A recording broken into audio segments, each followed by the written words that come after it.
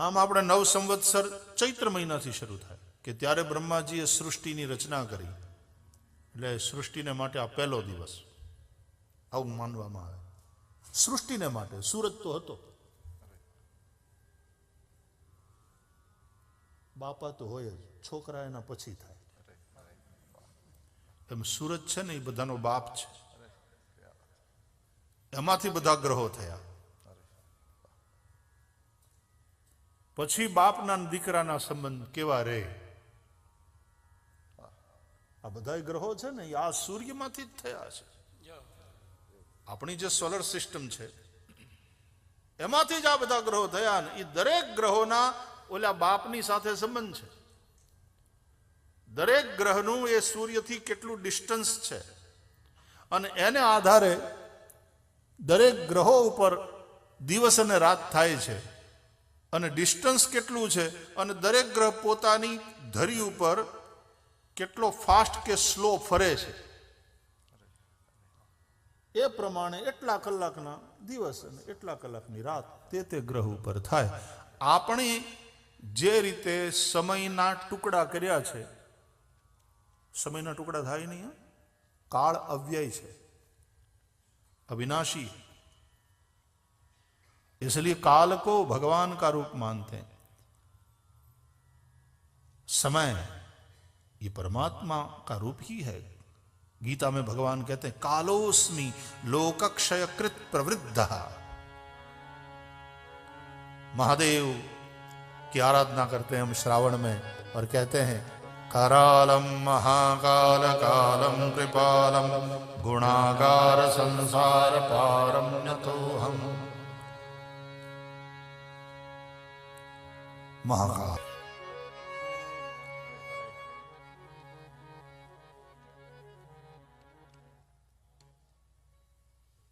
તો બધાય ગ્રહો સૂર્યથી થયા છે. આ સૂર્યમાળાના સૂર્ય બાપ છે અથવા તો ગ્રહોનો રાજા છે. એટલે બાપ સાથે દીકરાને ક્યાં સંબંધ, કેવા સંબંધ, એ બધું તો બે થયા એટલે સંબંધની વાત આવે. એકલો જોઈ માણસ તો સંબંધની કઈ વાત, કોની હારે સંબંધ? સૂર્ય એકલો હતો તો કોની હારે સંબંધ? પણ સૂર્યમાંથી આ બધા ગોળા છૂટા પડ્યા પ્રકાશના, અને પછી ધગધગતા ગોળાઓ. એ તો આપણે બધા શીખ્યા છીએ ને કે સૂર્ય કરતા પણ એક મોટો તારો બિફોર બિલિયન્સ ઓફ યર્સ સૂર્ય પાસેથી ઝડપથી પસાર થયો અને એના પ્રચંડ ગુરુત્વાકર્ષણને કારણે સૂર્યમાંથી પ્રચંડ આકર્ષણ થયું અને ગોળાઓ છૂટા પડ્યા. પછી ઓલો તારો તો જલ્દીથી ભાગી ગયો, એટલે આ બધા એનો પીછો ન કરી શક્યા, એટલે ઈ ગયો અને આ પાછો હાથ ન આવ્યો. પછી બાપાની આજુબાજુ જ ફરવા માંડ્યા હો, જેને જે ભ્રમણ કક્ષા મળી કે બાપાને છોડીને ન જવાય. કોઈક વચ્ચે આવી જાય એનું આકર્ષણ થાય બરાબર, પણ બાપ ઈ બાપ છે, બાપને છોડીને ન જવાય. એટલે બાપની આજુબાજુ આંટા મારવા માંડ્યા. પછી જેટલા ઓલા દૂર ગયા ને એટલા ટાઢા જલ્દી થયા. એ ગોળાઓ પાછા ઠંડા થયા. પૃથ્વીનો પછી ઉપરનો પોપડો ધીમે ધીમે ધીમે ઠંડો થતો ગયો અને બિલિયન્સ ઓફ યર્સ પછી ઠંડો થયો અને પછી ધીમે ધીમે ધીમે ત્યાં એક વાતાવરણ ઊભું થયું ને પછી વરસાદ ને પછી જીવન ખીલ્યું આ પૃથ્વી નામના પ્લાનેટ ઉપર. એવું આપણે ભણ્યા છીએ, બરાબર. આ પૃથ્વીનો જે ગોળો છે ને એમાં ઉપરનો પોપડો એકદમ ઠરી ગયો, માટી પથ્થર આ તે બધું થયું. પણ તમને ખબર છે એના પેટાળમાં હજી તે ગોળો ગરમ છે, અંદર લાવા ધગધગે છે. પૃથ્વીના સેન્ટરમાં ત્યાં જે લાવા છે 4500 ડિગ્રી સેન્ટીગ્રેડ ઉષ્ણતામાન એનું છે, એવું કહે છે વિજ્ઞાન, ભૂસ્તર શાસ્ત્રીઓ. એમ બધા ગોળા ધીમે ધીમે ધીમે ઠંડા થયા. પછી એના ગ્રહોના પાછા ઉપગ્રહો થયા.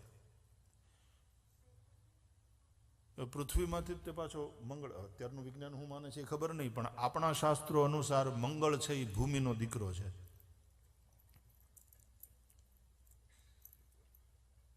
एक और बात सुनो, अब ये चिंतन चल पड़ा है तो थोड़ा मैं और ये आदित्य जो है सूर्य, उसको भी ब्रह्म कहा है। अभी हम कह रहे थे ना, time and space,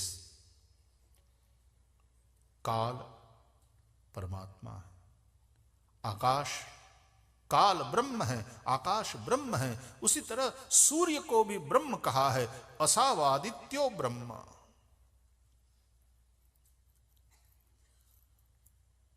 uh Surya GeM एकमांथी अनेक थयो, एम परब्रह्म परमात्मा पण एकमांथी अनेक थया। एનું વર્ણન છે ભાગવતમાં, એકોહમ बहुश्याम बहुश्याम प्रजायेय, मैं एक से अनेक हूं। तो पहले तो उन्होंने अपने से ही अपनी प्रकृति को प्रकट किया, यानी कृष्ण ने अपनी आह्लादिनी शक्ति राधिका को प्रकट किया। राधा और कृष्ण दोनों परस्पर एक दूसरे की आत्मा है। आत्मा तो राधिका यस्य,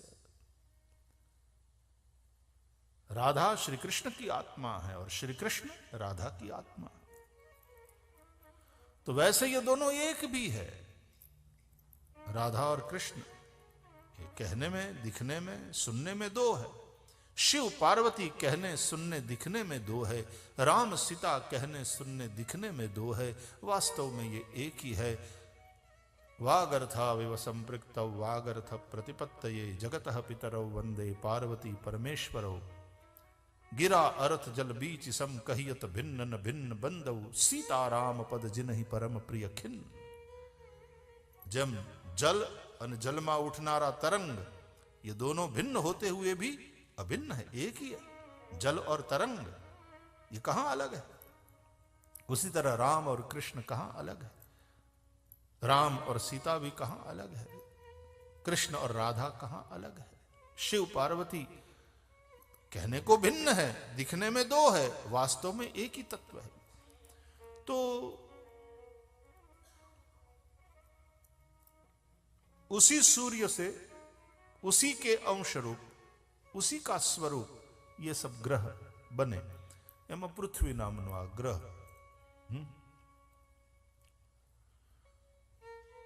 પછી એનાથી મંગળ થયો। એટલે मंगल को हम भौमवार कहते हैं, क्योंकि ये भूमि का बेटा है, इसलिए भौम मंगल। विज्ञानी खोज कर रहे हैं कि मंगल पर जीवन है क्या, या तो कुछ वर्षों पहले था क्या, या तो भविष्य में मंगल पर जीवन की संभावना है क्या। इसकी खोज इंडिया ने भी मंगल पर यान भेजा અને અમારા વડાપ્રધાને કીધું કે ભાઈ અમારે ટેક્સી રિક્ષા ભાડું થાય ને એના કરતાં સસ્તામાં પર કિલોમીટર એટલી અમને લાગતમાં અમે મંગળ ઉપર યાન મોકલ્યું, આટલા સસ્તામાં। અને એમાં હવે ઇન્ડિયાની વાત આવી છે તો હા, બહુ મોટું સ્ટેપ લીધું સાહેબ, અને બહુ હિંમતવાળું લીધું। अब कश्मीर का पूरा पूरा विलय हुआ।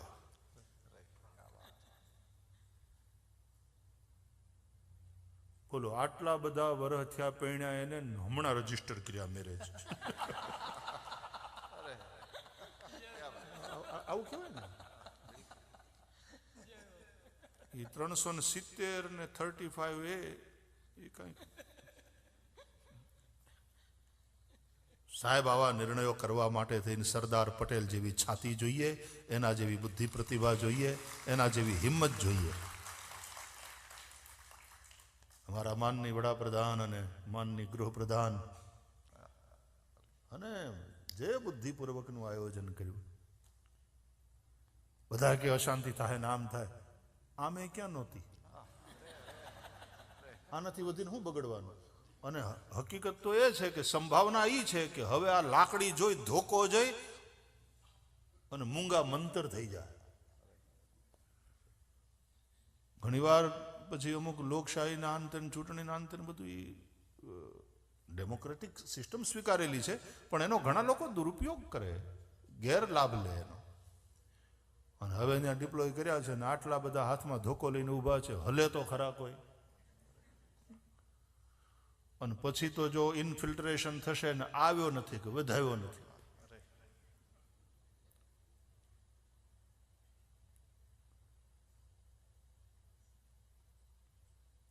ભારતે મંગળ ઉપર યાન મોકલ્યું રિક્ષા ભાડા કરતા ઓછા ખર્ચામાં, किलोमीटर की दृष्टि તમે जो गणो तो मंगल ये भूमि का बेटा है हमारे शास्त्रों के अनुसार। और इसलिए विज्ञान खोज कर रहा है कि मंगल पर जीवन है क्या, अभी नहीं है तो पहले था क्या, पहले भी नहीं था अभी भी नहीं है, भविष्य में जीवन की संभावना है क्या, ये खोज कर रहे हैं विज्ञानी। और हमारे शास्त्र के अनुसार हम ये कहेंगे, जब खोज का परिणाम सामने आएगा तब आएगा, लेकिन हमारे शास्त्र के अनुसार तो हम यही कहेंगे ये भूमि का बेटा है, भूमि पर जीवन है तो मंगल पर या तो था या तो हो सकता है भविष्य में, पता नहीं, लेकिन भूमि का बेटा बताया गया है मंगल को, तो कोई तो वजह है, कोई तो कारण है। And let me tell you, our rishis were great scientists. એ ખાલી દાઢીવાળા ને જટાવાળા હતા, કંદમૂળ ફળ ખાતા હતા એટલે ધાર્મિક લોકો હતા એવું નહીં માનતા, એ લોકો વિજ્ઞાનીઓ હતા. પણ એમણે વિજ્ઞાન દ્વારા લાધેલા સત્યોને ધર્મની પીઠ ઉપરથી કહ્યા, એટલે એમની વાત ધર્મ ભાવના ધરાવનારાઓએ ખૂબ ધર્મપૂર્વક સાંભળી અને એની સૂચનાનું રિલિજિયસલી પાલન કર્યું, ધર્મપૂર્વક પાલન કર્યું. નહીં તમે દવા અમુક લેતા હોય ને પછી ડોક્ટર એમ કે રિલિજિયસલી લેવાની છે, એકે પડવી ના જોઈએ, એક પણ ડોઝ ચૂકાવવો ના જોઈએ. તો લોકોને ધર્મ પ્રત્યે શ્રદ્ધા, એટલે વિજ્ઞાનના સત્યોને એ ઋષિઓએ ધર્મની પીઠિકા ઉપરથી સમાજને બતાવ્યા, જેથી કરીને સમાજ એમ કરે જો ઝાડવા કાપવા પાપ છે, ઋષિઓએ બતાવ્યું. અકારણ વૃક્ષચ્છેદન પાપ છે, ઝાડવા કપાય નહીં, એને બદલે ઝાડવાને પાણી પાઓ. આરાવારા આવે, અમારે ગુજરાતમાં અમને યાદ છે ત્યારે નદીએ નાવા જતા, નાય અને ભીના કપડે પાત્રોમાં પાણી ભરી ભરી અને કિનારા ઉપર બાવળ હોય, બોરડી હોય, પીપળો હોય, વડલો હોય, એ બધાને ધ્રોખડ બધાને પાણી પાતા. કેમ? એનાથી પિતૃઓ તૃપ્ત થાય. રિલિજિયસલી આવું સમજાવ્યું. એટલે પિતૃઓને તૃપ્ત કરવા માટે થઈને માણસ ઝાડવા ને પાણી પાય, ઝાડવાને ઉછેરીને મોટા કરે, નવા ઝાડવા વાવવા, એને પુણ્ય કાર્ય કરે, તો તમે વિચાર કરો પર્યાવરણને કેટલો ફાયદો થાય. અકારણ વૃક્ષચ્છેદન પાપ છે, અને જો એક સકારણ કાપવું પડે તો એની સામે પાછા બીજા વાવો, અનેક વાવો. પણ આ સૃષ્ટિને તમે ઝાડ આપો. હવે આ વાત ધર્મની પીઠ ઉપરથી કઈ એટલે આવું કેવું એ ધાર્મિક વાત થઈ ગઈ, આવું કરવું હોય. હકીકતમાં આમાં વિજ્ઞાન છે, એમાં પર્યાવરણનું સંતુલન ન બગડે, પર્યાવરણ જળવાઈ રહે, પર્યાવરણની સુરક્ષા થાય, એ ભાવ છે. અને એ નહીં કરો તો હવે શું થશે? વિશ્વની મહાસત્તાઓ છેલ્લે લ્યો પેરિસમાં ભેગા થયા હતા, અને એમાંથી પાછા આ દેશ જ નીકળી ગયો સાઇન કર્યા પછી. ભારતે નથી કરી. અમારા દેશના વડાપ્રધાને કર્યું. અમે સાઇન ભલે ન કરીએ, પણ અમારે સાઇન કરવાની જરૂર ને તો જ અમારું કમિટમેન્ટ છે એમ નહીં. અમારું કમિટમેન્ટ તો લાખો વર્ષોથી આમને આમ છે, કારણ કે અમારા ઋષિઓએ જ અમને આ શીખવાડ્યું છે. અને it is not about contract signing એની વાત નથી. It's our way of life. અમારી સુપ્રીમ કોર્ટે પણ કહ્યું Hinduism is not only a religion, it's a way of life. એક જીવન શૈલી છે. અમે છોડમાં પણ રણછોડને જોનારા. અમે પીપળાની પૂજા કરીએ, અમે વડલાની પૂજા કરીએ, અમે તુલસીને સાધારણ છોડ નથી માનતા. અમે શ્રી ગિરિરાજને સાધારણ પર્વત નથી માનતા. અમે ગંગાને, નર્મદાને, યમુનાને સાધારણ નદી નથી સમજતા. ધ્રોખડ હોય,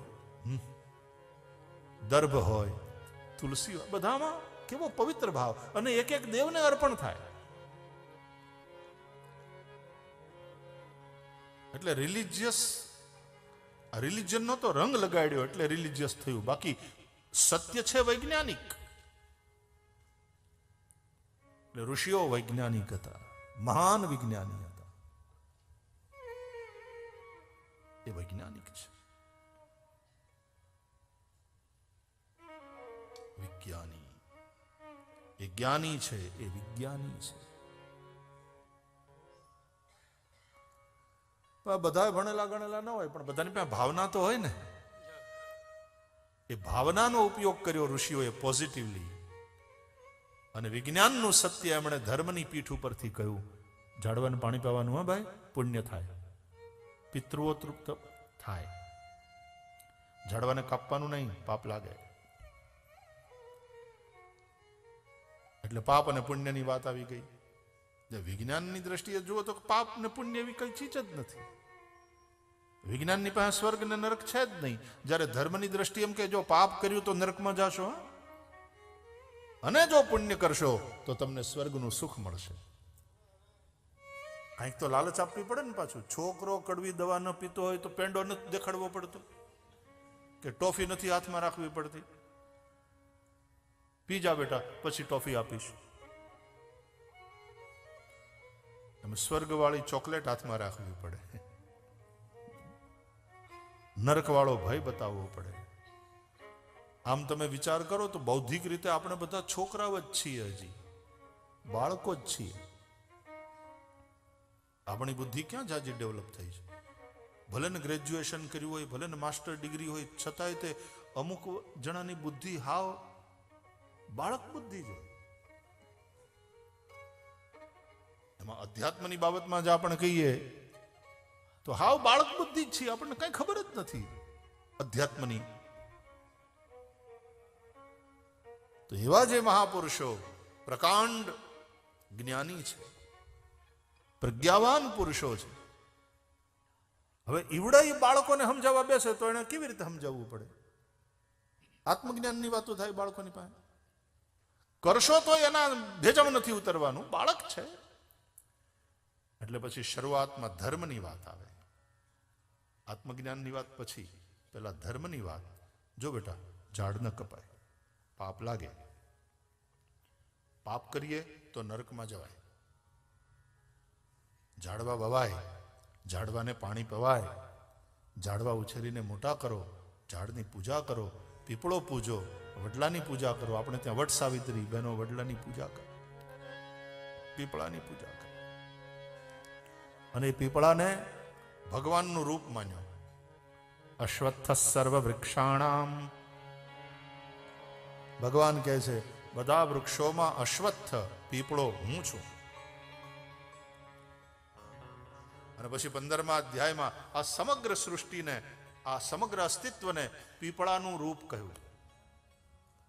કારણ કે આ સૃષ્ટિ ભગવાનનું જ રૂપ છે. અને ભગવાન કહે છે પીપળો હું છું, પીપળો મારું રૂપ છે. એટલે આ કેવો પીપળો છે? આ સમગ્ર અસ્તિત્વ, આ યુનિવર્સ રૂપી પીપળો, આ સૃષ્ટિ રૂપ પીપળો કેવો છે? ઊર્ધ્વમૂલમ અધશાખમ અશ્વત્થમ પ્રાહુરવ્યયમ છંદાંસી યસ્ય પર્ણાની યસ્તમ વેદ સવેદવિદ અધશ્ચોર્ધ્વમ પ્રસૃતાસ્તસ્ય શાખા ગુણપ્રવૃદ્ધા વિષયપ્રબાલા અધશ્ચ મૂલાન્યનુસંતતાની કર્માનુબંધીની મનુષ્યલોકે ન રૂપમસ્યેહ તથોપલભ્યતે નાન્તો ન ચાદિર્ન ચ સંપ્રતિષ્ઠા અશ્વત્થમેનમ સુવિરૂઢમૂલમ અસંગશસ્ત્રેણ દ્રઢેન છિદ્વા અસંગશસ્ત્રેણ દ્રઢેન છિદ્વા. આ સંસાર આમ અખંડ પ્રવાહની જેમ ચાલ્યા જ કરે છે. બુઢા બુઢા મરતા જાય છે, પાછા નવા નવા જન્મતા જાય છે, અને એમને એમ ચાલ્યા જ કરે છે. અને ચાલ્યા જ કરે છે એમ નહીં, આ ઝાડવું વધતું જાય છે. આજથી 100 વર્ષ પહેલા આ પ્લાનેટ અર્થ ઉપર મનુષ્યોની વસ્તી કેટલી હતી? અને 100 વર્ષ પછી અત્યારે આજે 7 બિલિયન એપ્રોક્સિમેટલી, બરાબર? 7 અબજ મનુષ્ય નામના પ્રાણીઓ વિચરણ કરી રહ્યા છે પૃથ્વી પર. એટલે મોટો થયો ને પાછો પીપળો, છોડ મટીને ઝાડ થયો.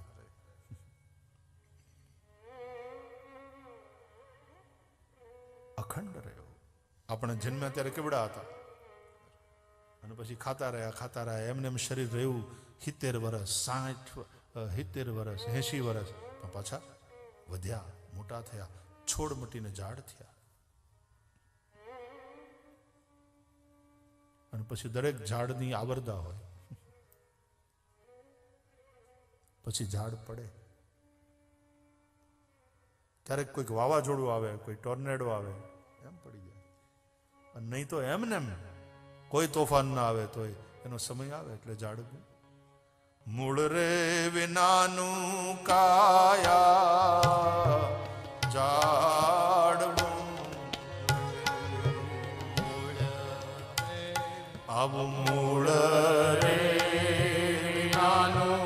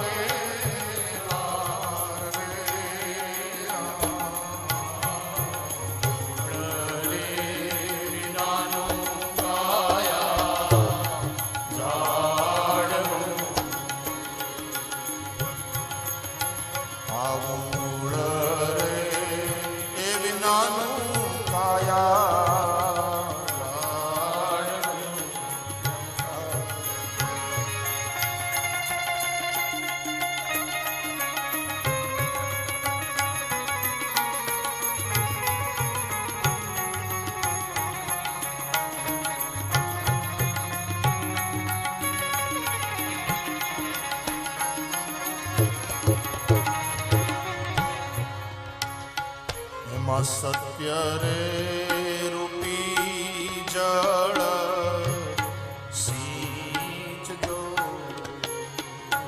સત્ય રે રૂપી જળ સિંચજો, સિંચજો.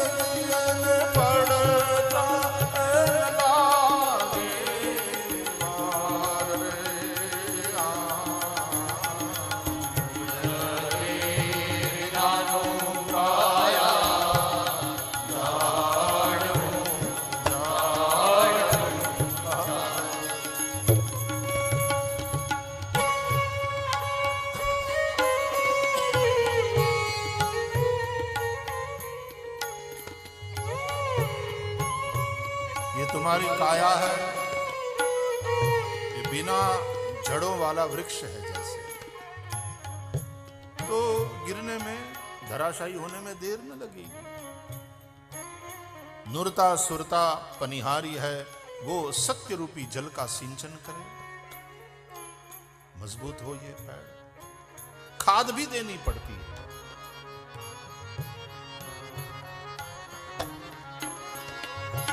એમાં પુણ્ય રે રૂપી ખાતર પૂરજો.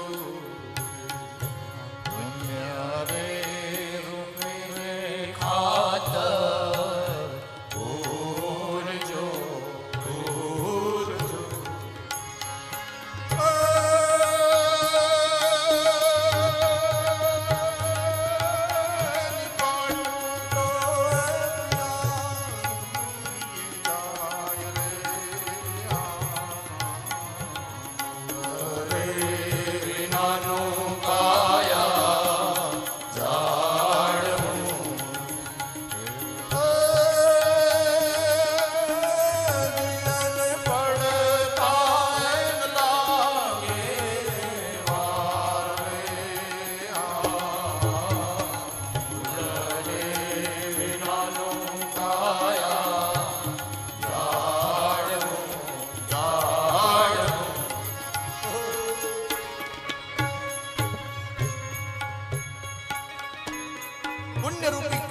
सत्कर्म रूपी खाद देना, सत्य रूपी जल का सिंचन करना।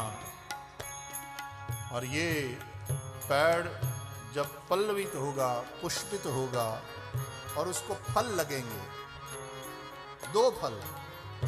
कौन से? निशील ने ए संतोष बेफल होय छे, એમાં શીલને સંતોષ બેફળ હોય છે, એમાં